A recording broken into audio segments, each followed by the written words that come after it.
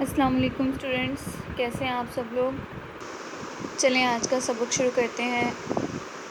Period number 3 grammar اجزائے کلام، صفحہ number 70، 71 اور 72۔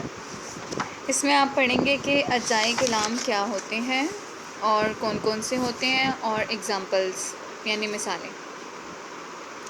اجزائے کلام کا مفہوم لفظ اجزا جز کی جمع ہے جس کے معنی حصے اور کلام کے ہیں، تقریر یا گفتگو لہٰذا اور کلام کے معنی ہے تقریر یا گفتگو، لہٰذا اجزائے کلام سے مراد وہ تمام کلمات ہیں جو ہم اپنی روزمرہ بول چال یا تحریر میں استعمال کرتے ہیں۔ اجزائے کلام اردو کے اجزائے کلام درج ذیل ہیں: حرف، لفظ، جملہ، کلمہ و محمل۔ حرف مفرد آواز کو حرف کہتے ہیں، مثلاً بے، سین، صاد، عین، کاف وغیرہ۔ لفظ مفرد آوازوں یا حروف کے مجموعے کو لفظ کہتے ہیں، مثلاً خدا، رسول، علم وغیرہ۔ اب آپ دیکھیں یہیں ڈفرینس چیک کریں کہ الف بے پہ سارے حروف ہوتے ہیں اور اس کے بعد ہم اس سے ملا کر کوئی بھی معنی لفظ بنائیں تو اسے وہ لفظ کی شکل اختیار کر جاتا ہے۔ جملہ گرامر کی زبان میں لفظوں کا ایسا مجموعہ جس سے کوئی بات پوری طرح سمجھ آ جائے جملہ کہلاتا ہے، مثلاً اللہ کے سوا کوئی معبود نہیں، محمد صلی اللہ علیہ وآلہ وسلم اللہ کے رسول ہیں، سچ نجات کا ذریعہ ہے، زمین گول ہے۔ اب دیکھیں اس میں کوئی بھی جملہ ایسا نہیں تھا جس کو پڑھنے کے بعد دوبارہ سے آپ کے ذہن میں کوئی سوال پیدا ہوا ہو کہ ہمیں مزید سوال کرنا ہے کہ اللہ کون ہے، سچ کا ذریعہ کس چیز کا ہے۔ ٹھیک ہے، آپ کو بات پوری طرح سے پہلے ہی جملے میں سمجھ آ گئی ہے۔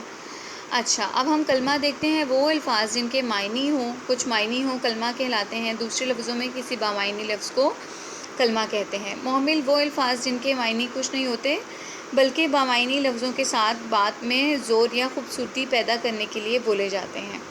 ٹھیک ہے، محمل کہلاتے ہیں۔ سادہ لفظوں میں محمل بے معنی لفظ کو کہتے ہیں، یعنی کلمہ بامعنی لفظ ہوتا ہے جیسے کرسی وغیرہ ہو گیا، اور محمل بے معنی لفظ جیسے ورسی۔ اگر میں کرسی کے ساتھ ورسی لگا دیتی ہوں تو یہ بے معنی ہو گیا۔ آپ کو نہیں سمجھ، کرسی کا مطلب تو پتہ چل جائے گا لیکن ورسی کا مطلب نہیں سمجھ میں آئے گا۔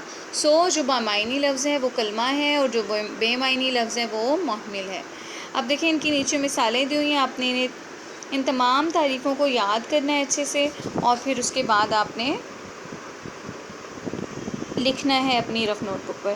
اب ہم یہ پڑھ لیتے ہیں سارا۔ لفظ چائے، شائع، پانی، وانی، کام، کاج، الٹ پلٹ، دانا، دھنکا، دھوم دھام، جھوٹ موٹ۔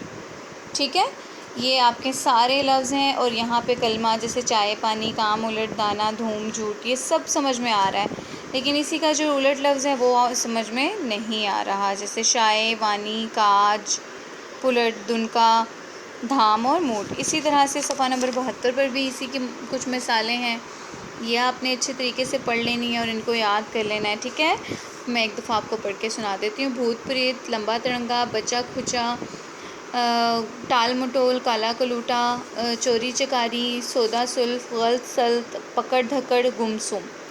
آپ نے یہ سب یاد کرنا ہے، تعریفیں بھی اس کی یاد کرنی ہے بیٹا، اور اس کو آپ نے اچھے سے پڑھنا ہے اور اپنی اس کی پریکٹس کے لیے رف نوٹ بک پر لکھ لینا ہے۔ ٹھیک ہے، اسٹے بلیسڈ۔